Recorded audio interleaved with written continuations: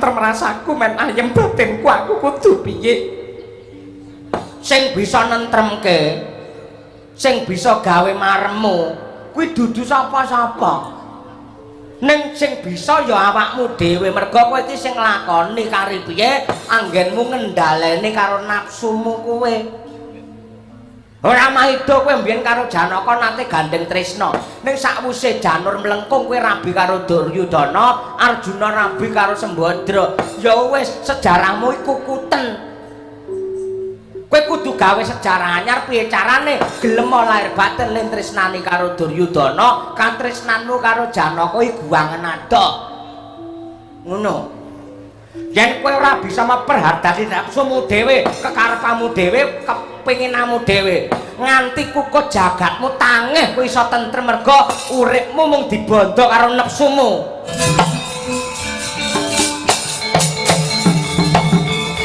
Antasena iya Pakdi ngopo Pakdi kok mangar-mangar kuan guayamu iki murub abang kaya ngono Ripalung guan iki kowe nang kene iki dapuk dadi apa putra siswane Penemban Baworsari kowe meguru karo Baworsari golek apa Antasena kowe aja melu celeng boloten kebolatengen patrape Baworsari wis padha karo nyempikake banyu letana praupane Pakamu Duryudana dina iki Pakamu Banowati mapan ana ing kene padha karo nyebeleke Ratu Ngastina kowe minggiro endi sing jenenge Baworsari yen dina iki kowe ketemu karo Baworsari ora bisa sebabe mergo Baworsari dina iki lagi tahajud mula kang mangkon ngentenono biar padang mengko ora bisa tetep aku golek Baworsari yen ngono musuhe Antasena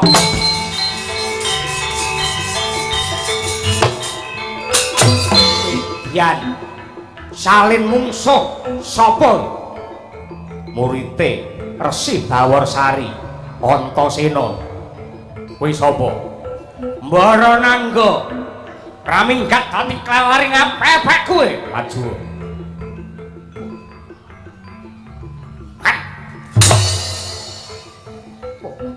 iya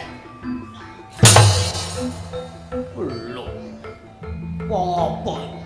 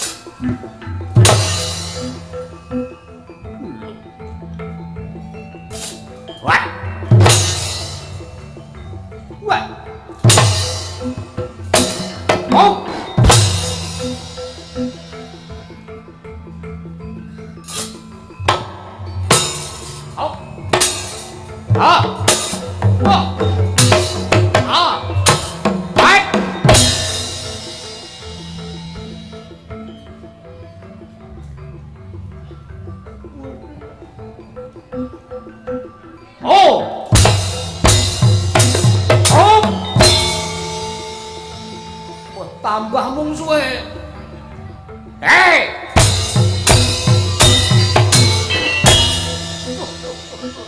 iya kok jejer telu kat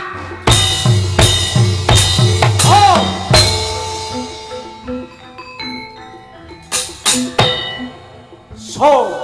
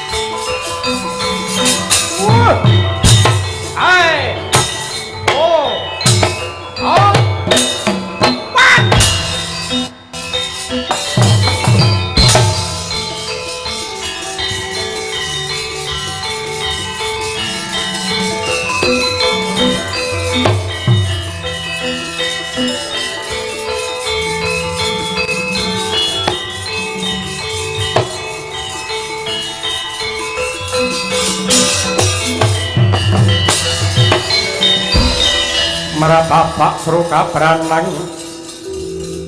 gaget waja mlintir kumbala sukawi ciling sabdo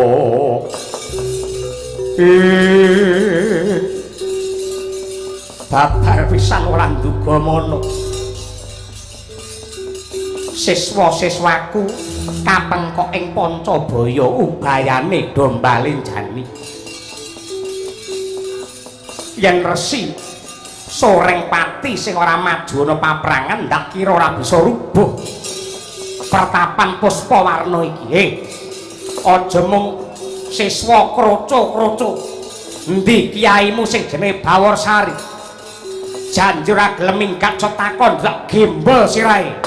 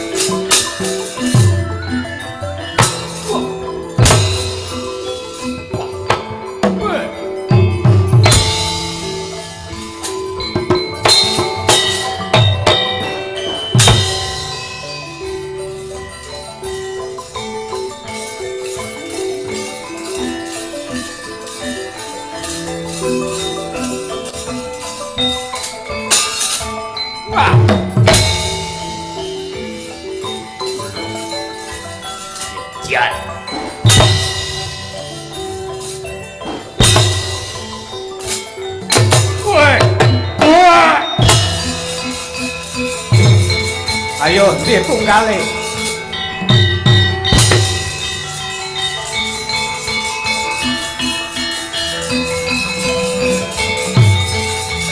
wah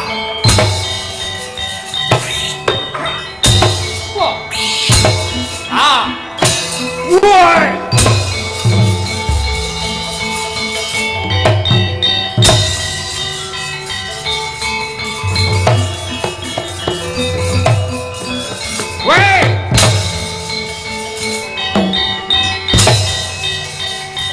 waduh cilaka Yai Baworsari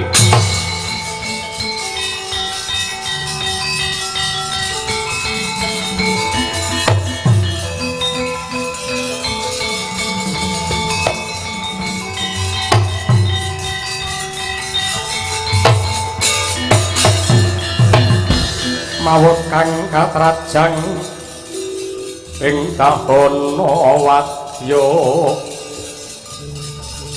sangkep kaprabon prang kang abramarkata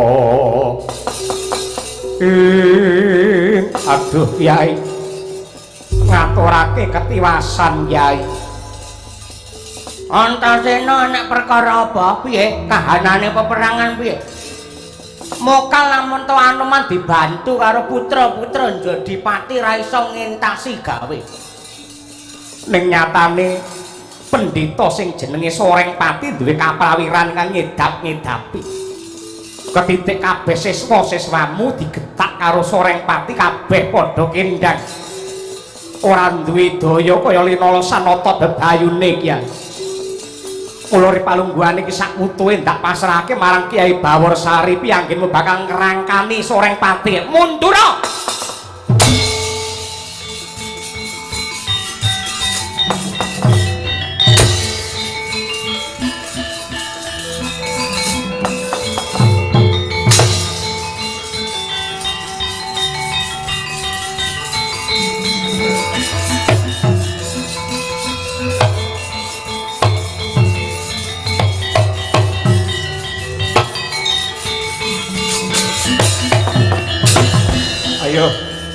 Suramrata Jayamrata gerbu tenang mripatmu weruh dhewe Bawarsari murid-muridmu kabeh padha jengkelan kuandane kapracundang merga panggetake Sorengpati kowe tak jarwani ora gampang ora enteng nyangkul jejiban dadi pendhita nadyanto pendhita saiki padha anyar padha kabeh kepengin dadi brahmana candrane kaya jamur ing mangsa rendheng nanging ngadeg jejeg dadi brahmana ora gampang ora kaya sing gambarake Sorengpati sakarepmu lemu ngarani ning sing cetha wae nadyanto akeh pendhita akeh kiai akeh brahmana akeh piyayi sepuh sing bener-bener sok paham karo agama nek sejatine pendhita sing apik kuwi ana titikane. Tur titikane iki gampang. Titikane pendhita sing apik iki piye? Titikane siji nyebar ngelmu kanthi rasa katresnan lan ora natoni atine sapa-sapa. Kuwi siji. Angka loro nyebar ngelmu lambarane rasa panunggal ora kok malah mecah kerukunane. Para kawula kabeh malah dadi provokator malah pangicuk-icuk ngurup-urupi kahanan supaya dadi gendra dadi kobong. Dene titikan angka 3 pendhita sing apik ora bakal ambyur ning jagate politik. Sing sepisanan kowe nyebar ngelmu kanthi rasa memungsuhan, natoni karo atine sapa-sapa, klebu natoni karo wong Puspawarna kene. Cetha lamun to kowe dudu pendhita apik. Angka loro kowe nyebar ngelmu lambarane ora rasa panunggal ning malah rasa memungsuhan, gething keburu sengit. Mongko derajatmu karo derajatku ki padha le pendhita kewajibane memayu hayuning bawana. Nek patrakmu malah kaya jagal menungsa ki piye karepmu Sorengpati? Kanthi paugeran kuwi ripalungguhane iki aku wani jangka ana pabaratan yen ora diadili wong model kaya kowe tanpa bakal ngrusak umatmu kabeh. Ayo dibuktekne denga sing dadi kandha sapa sing dadi pakan gagak batange. Getak gelap sayu tomboh tibamu.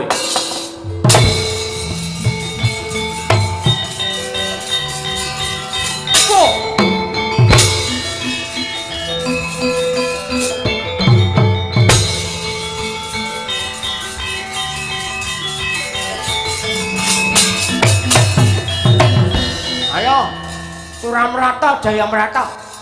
Aku pokoke sing dadi pakan gagak batange. Padake sak dosamu kaya murid-muridmu mau. Gebrak aji gelap sayu tomboh tibamu kowe. Ya. Gelap sayu to. Ya. Kowe duwe daya apa kowe? Daya apa sing goblok iki kowe? Mburi tembok iki lho. Kok antem aku natap rene bali ngebruki kowe nah. Nganti kopi aku ceblok lho. Ayo ngendel-ngendelno. Pak ilangi nyawa, ilang ngono ayo. Dengo sing dadi panca ayo. Parah. Ha? Kowe.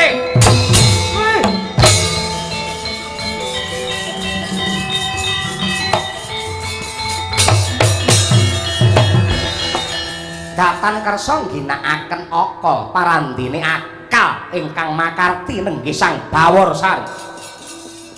Ora mung ngginakake otot parandene otak. Mangkono sigra tingkem netra kekalih Sang Bawarsari. Hamatek mantram sakti. Ana daya pangaribawa geni mijil saka anggane. Nampek dumateng Sang Sorengpati badar dadi wujud Sang Batari Durga.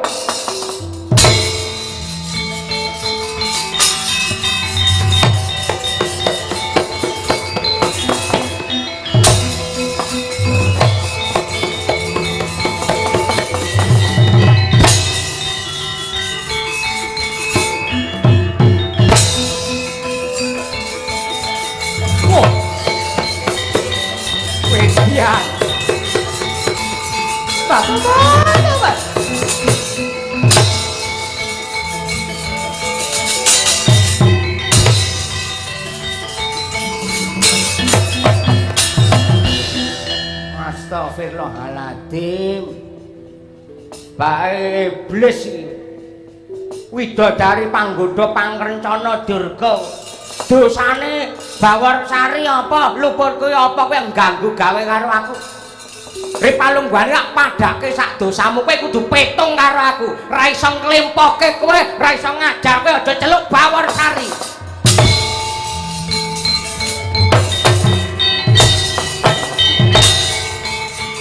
Bapak, aja mlayu. Ayo. Bapak.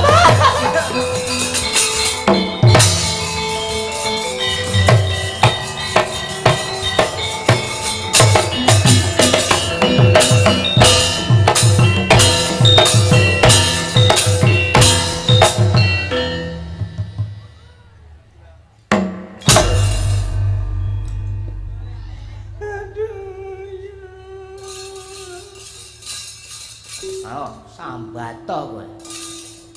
Bola bali anggere nek wong rukun kok ora seneng. Anggere nek kautaman kok mesti kok ganggu. Durga kowe. Tobat Kyai Bawarsari aku njaluk ngapura. Ngapura piye? Kowe kudu entak wenehi pelajaran dina iki. Lek ora ngono ora kapok. Mumpung kowe mlumah dasare aku wis jamu. Ayo. Aku wis ngombe kum-kuman anak kidang. Ya kapokke dina iki. Sing ana wong aku karo kowe. Kudu karepe dhewe. Lek ora tak blekne piranti. Ing kene ra dadi dalan lemu kapok. Ho. Batobat kuwi apa kuwi? Lilin. Lilin tak obong teteske gegermu. Mana? Aja Bawarsari. Ah, wis ora.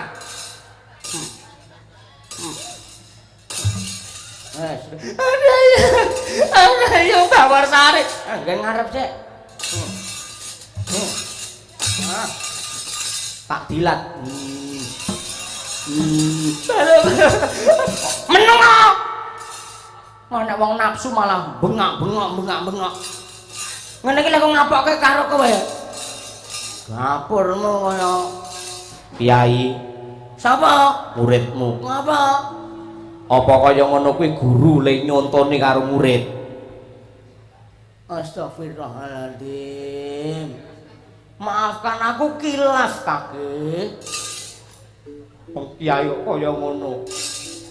Gila panggoda pangrencana durga iki. Ya nggih Rantasen aku njaluk ngapura mung dadar marang ketrimane pendhita iki. Tinimbang kowe ra kajen kowe minggat to wae. Ya Ger. Rantasen.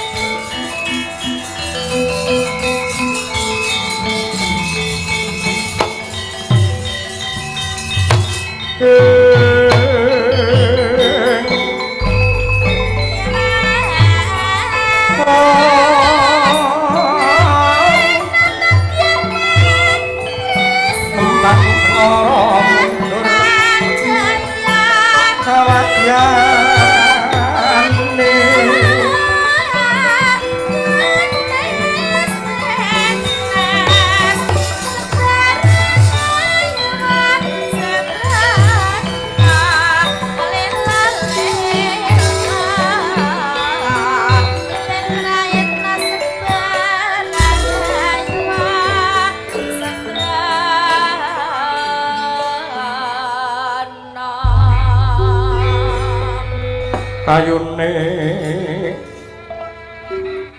Purwa sejati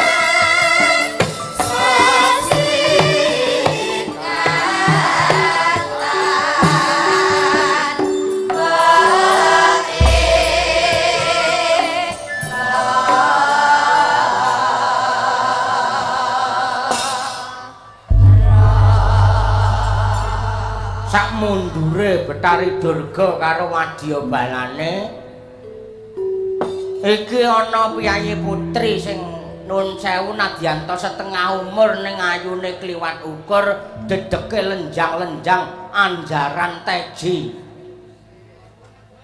ora pangkling iki sekaring kedaton negara Ngastina garwane Prabu Duryudana Dewi Banawati ya. Iya Penemban, pancen kepara nyata aku Banawati ingkang sowan ana pertapan Puspawarna kene ya, Ruk. Panjenenganmu to sing jeneng utawa peparap Arsi Bawarsari. Iya, pancen kepara nyata. Piye? Batu-batu ora cocok karo kondange, ora cocok karo kawentare. Ki ngatasi sing jenenge Bawarsari iki piyayine kondang wong sak negara geger kabeh do ngomongke Bawarsari gambar aku piyayine ganteng bagus gagah gedhe dhuwur batu-batut bareng kang wis teko kene weruh karo piyayine ya alate ganteng sapi. Astagfirullahaladzim.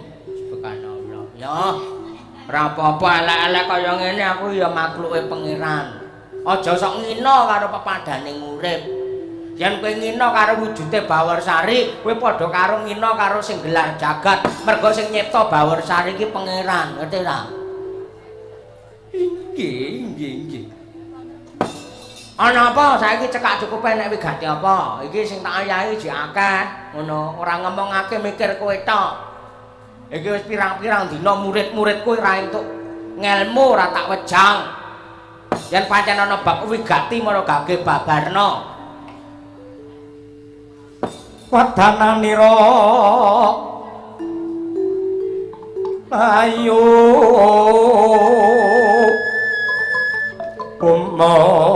ucam rahnya maratani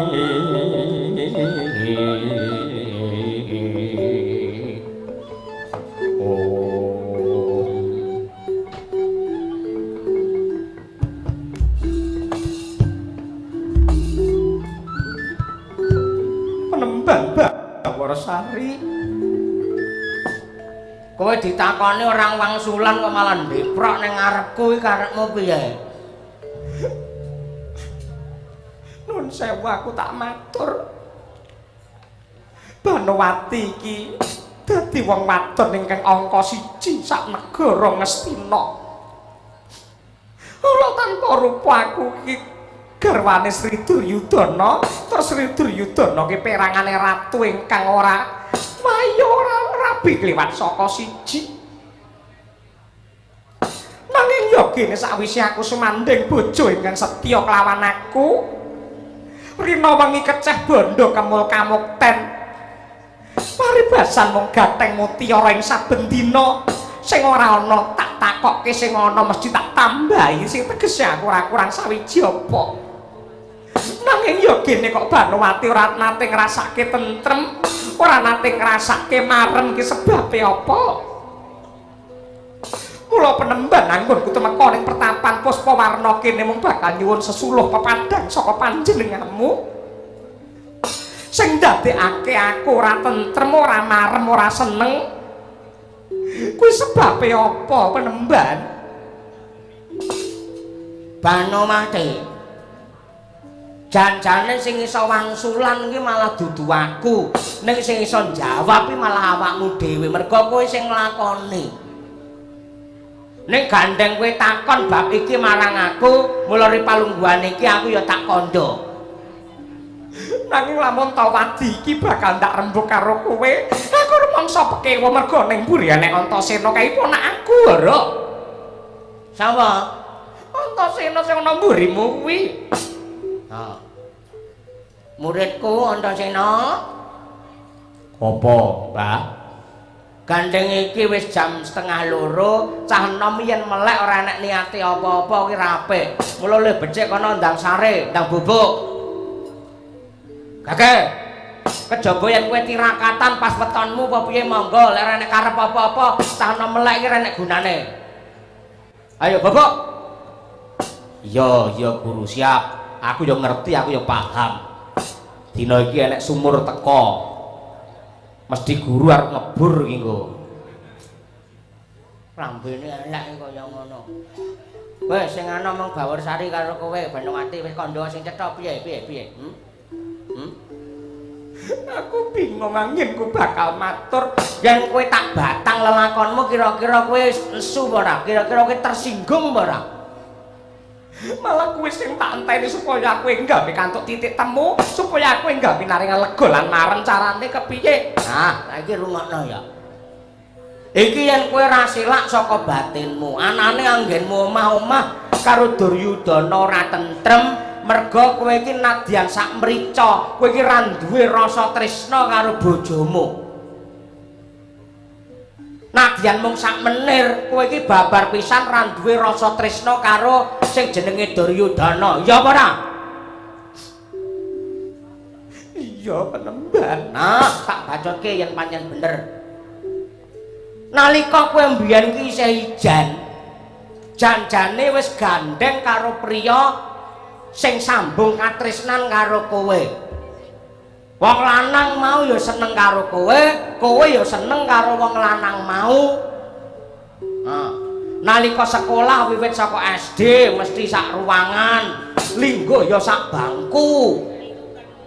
SMP ya sak sekolahan, sak ruangan. SMA nganti kowe iki ana tataran dhuwur, tataran luhur, kowe ya sak sekolahan. Ora nate genggang sarikma, kowe tansah runtung rerentengan ning endi wae. Merga padha-padha duwe rasa tresna. Lah kocapa? Siji pasti, loro jodoh, telu wahyu, papat derajat, lima donya. Kuwi dudu ana panguasane menungsa ning kapurba dening Gusti Ingkang Maha Luwih. Akhire apa? Kowe rabi dhewe, wong lanang sing kok senengi mau ya rabi dhewe. Mongko kowe wis nindakake hubungan sing kudune ditindakake sakwise rabi, ning kowe isih pacaran biyen wis nindakake nyibarate kowe iki kali, kowe iki bendungamu wis dibedah biyen. Wes tak blakake pisan. Wong lanang sing kok tresnane nganti dina iki dudu Duryudana ning panengah Pandhawa Janaka. Iya apa ora?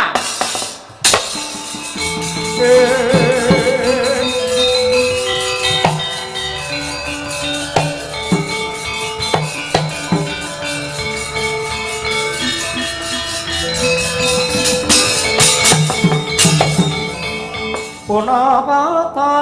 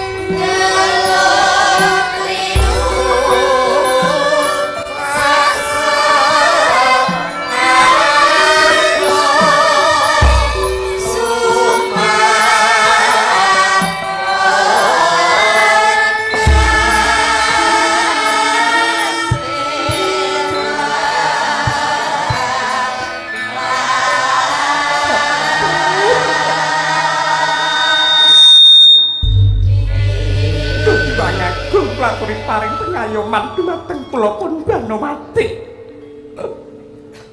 Penemban, kabeh sing ndok dongengke, kabeh sing ndok ucapke ora ana sing kleru, kabeh bener. Penemban yen lakonku kaya ngene iki Banowati kudu kepiye ora Penemban? Banowati, kowe nangis monggo. Kowe susah monggo, ning lekmu nangis aja ning daerah kene iki ya.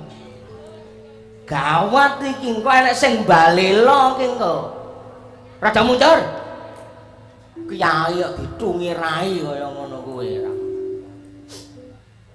Nembang.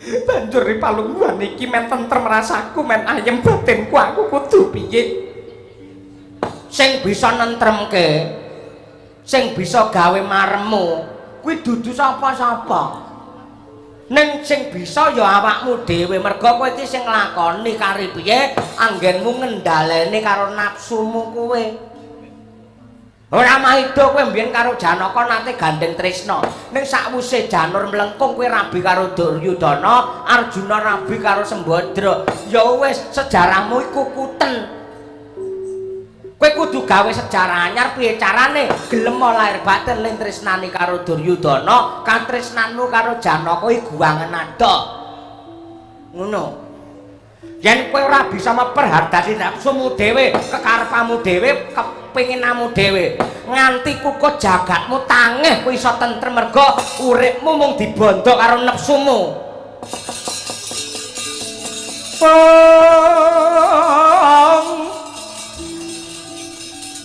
pamedaring masitaning ngati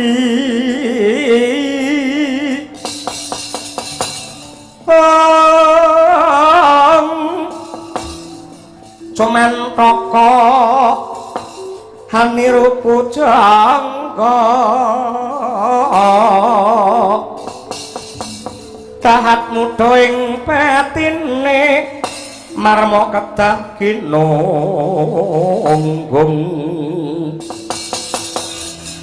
tan mruh yen kenge sami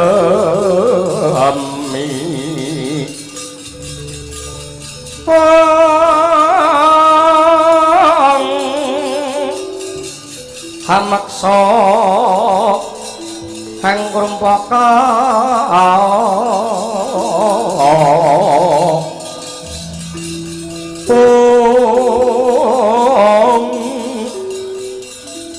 poso kang kelantur tutur kang ketulo tulo pinalaten rinuruh kelawan rere mrih padanging sasmita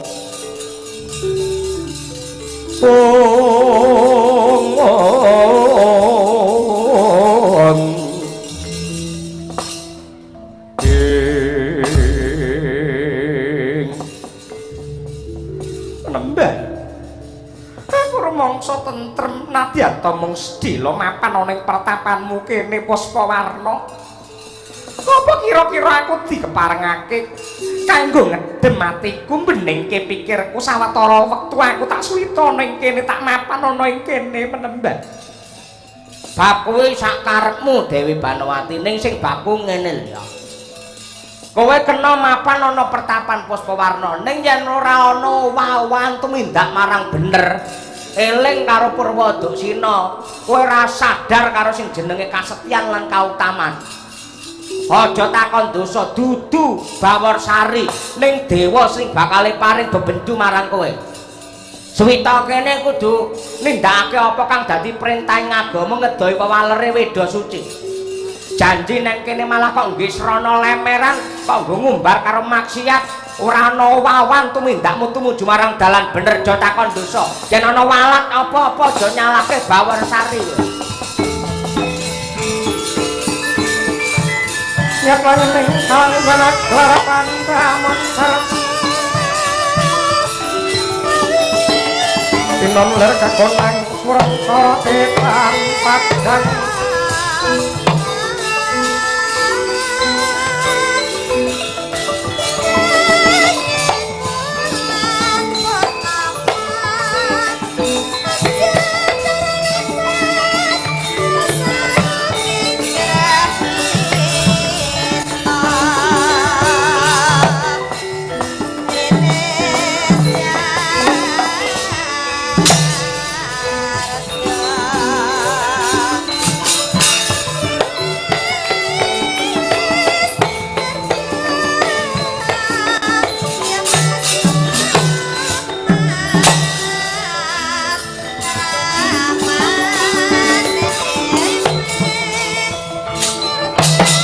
Koko Prabu.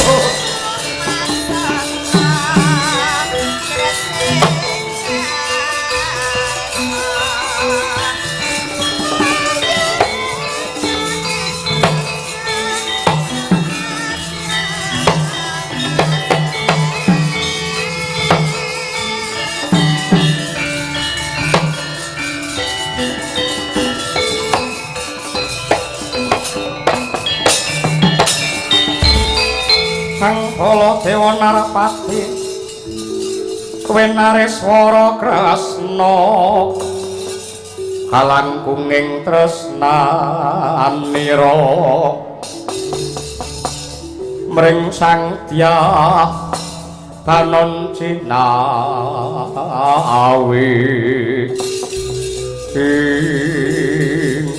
Koko Prabu Mandura jimat sesembahan kula bedahipun menapa kula dadi ratu Blegedu disunggi-sunggi wong sak negara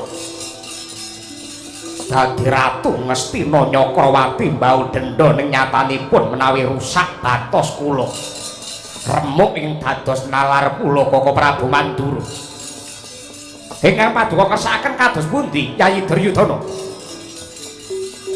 atur wuninga bilih ripalungguhan samangke wonten Brahmana ingkang murang tata badhe ngilani dadanipun ingkang rayi ngiyas dumateng Duryudana ketitik wantun mangasrama ngadhekaken wujudipun pertapan ingkang naminipun Puspawarna mapan wonten ing sisih kidul wetan negari Ngastina tanpa nyuwun idi palilah kaliyan kula naminipun penditanipun sinten boten wonten sanes kejawi namung Resi Bawarsari. Kula boten kajen, kula boten duwe kawibawan, babar pisan kula boten kinurmat. Cetha lamun to patrapipun Bawarsari menika namung badhe ngremehaken dumateng Duryudana. Mangke riyen Yayi, ingkang dipun wedhar ingkang dipun wulang dening Bawarsari menika babakan kanistan menapa kautaman. Manut kabar ingkang kula tampi ingkang dipun sebar menika wejangan bab kautaman. Nah, menawi ingkang dipun wedharaken menika bab kautaman ingkang dipun untungaken menika sinten mangke? Menggaing petang kula ingkang badhe dipun untungaken lak malah Yayi Duryudana karana kabar sumebar warta rata kathah para kawula ing negari Ngastina mriki sami gegulang kawruh ngudi ngelmu wonten pertapan Puspawarna deku-deku wonten ngarsanipun Penemban Bawarsari tegese wong Ngastina kawula sampeyan niku dipinterke karo Bawarsari dibenehke dituduhi marang dalan bener lan rahayu kudune sampeyan matur nuwun kaliyan Bawarsari ora kok njero rumangsa lara atine perih batine kados dika ngoten niku malah dipun sengkuyung monggo kebetanipun Bawarsari menika menapa yen pancen butuh bangun papan-papan kinentu kangge budidaya supados saya ngrembaka pawiyatanipun kedahipun negara menika paring pambiyantu mboten kok malah sampean rumangsa dikilani dadane ampun ngoten sing diuntungke teng lampan menika paduka lho Yayi.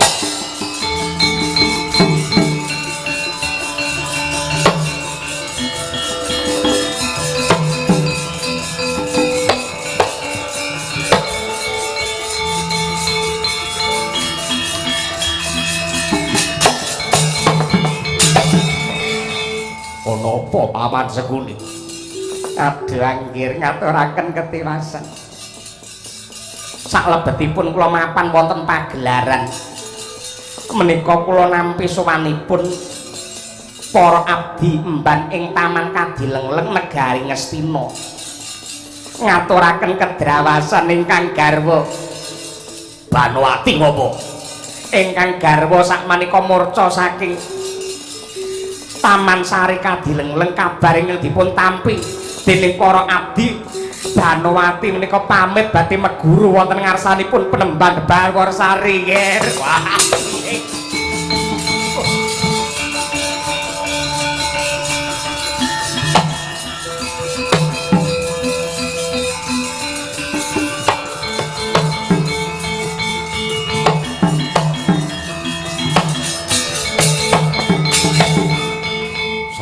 Nggih monggo kula aturi menggalih Kakang Prabu.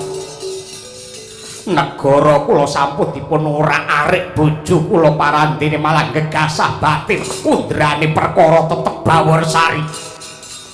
Menawi mboten nyinggol bojo kula mboten badhe mrina mbok menawi saged nampi dawuh paduka pitutur paduka Kakang Prabu Baladewa. Nanging bojo kula pilaur meguru mriku mboten ngajeni karo wong lanang.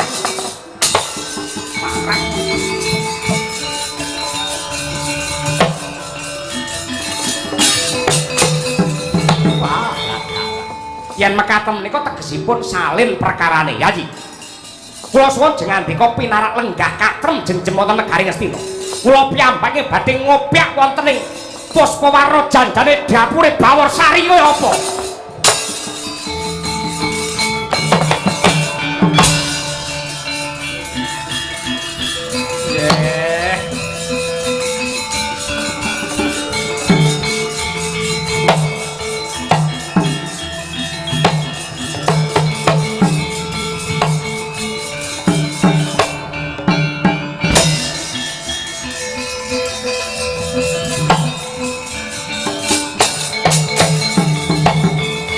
Antasena. Iya Pakdi, ngopo Pakdi kok mangar-mangar kuan? Buayamu iki murub abang kaya ngono.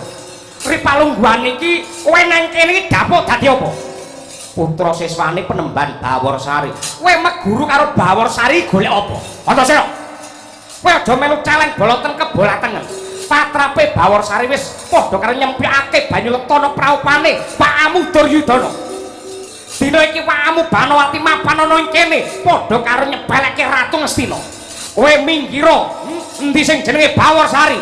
Yen dina iki kowe ketemu karo Bawarsari ora bisa. Sebabe mergo Bawarsari dina iki lagi tahajud.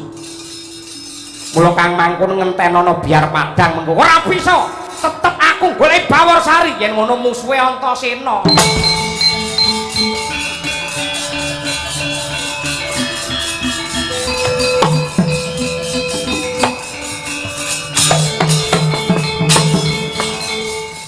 Geger wonten ing pertapan Puspawarna.